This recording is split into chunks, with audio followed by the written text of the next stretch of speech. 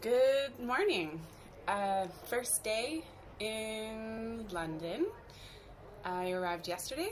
I'm staying in a gorgeous,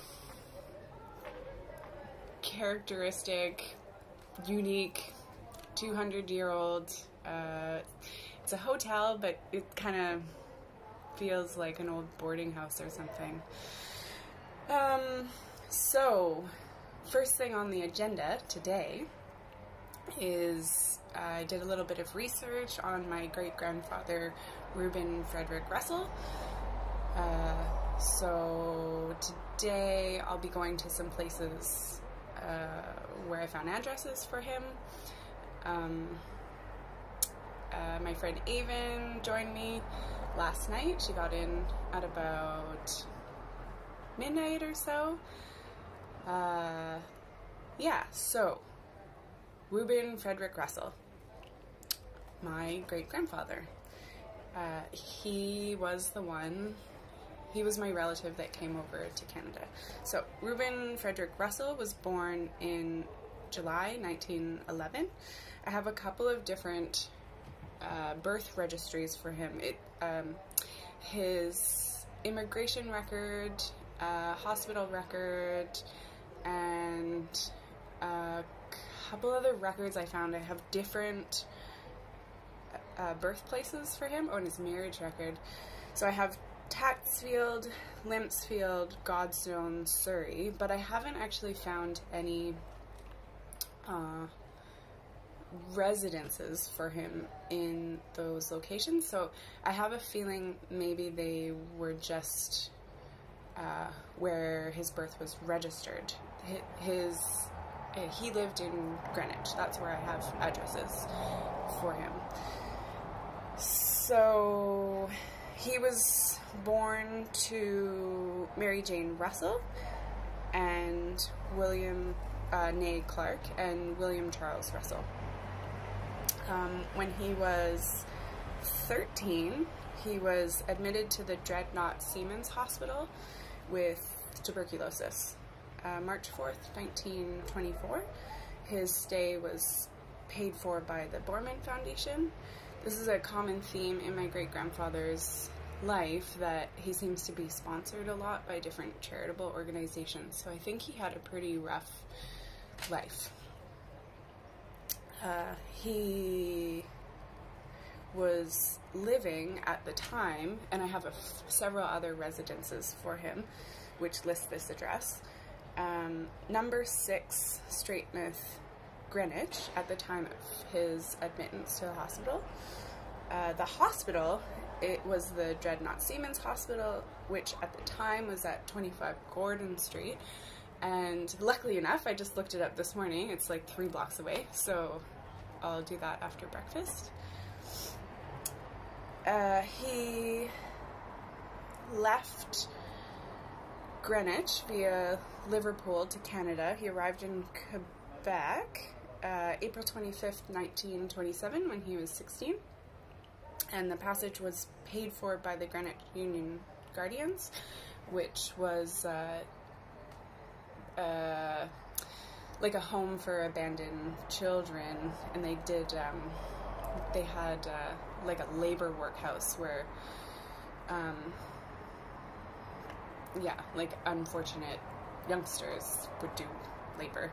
I'm not sure if that's the case with him. I think he was actually living with his parents, but I think they were probably quite poor, and so they funded his trip to Canada to go live with his grandmother in Guelph, Ontario.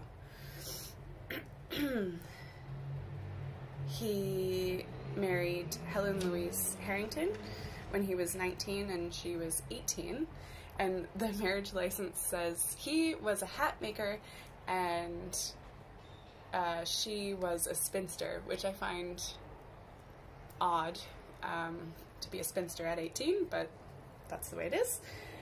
They married September 10th, 1930. Reuben passed away in Guelph March 12th, 1996. It does look like most of Reuben's family did end up moving to Guelph.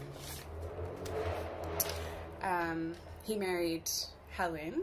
Helen was born June 12th, 1912 in Smith Falls, Ontario. They were, her family, both sides, were long-time Ontario pioneers. Like, they go back, their families go back in Ontario to the first people, or not the first people, but the first white people to go to Ontario. Her kind of sad story is that she's the granddaughter of Rufus Weedmark, who famously and tragically strangled his wife Catherine in Smith Falls. And if you Google Rufus Weedmark, you'll find his trial and how he boasted about killing her in a drunken stupor. That would be my great-grandfather, I think. Or great-great-great, 3 greats? Something like that, whatever, down there. Yeah, so I think there was a bit of dysfunction on that side of the family.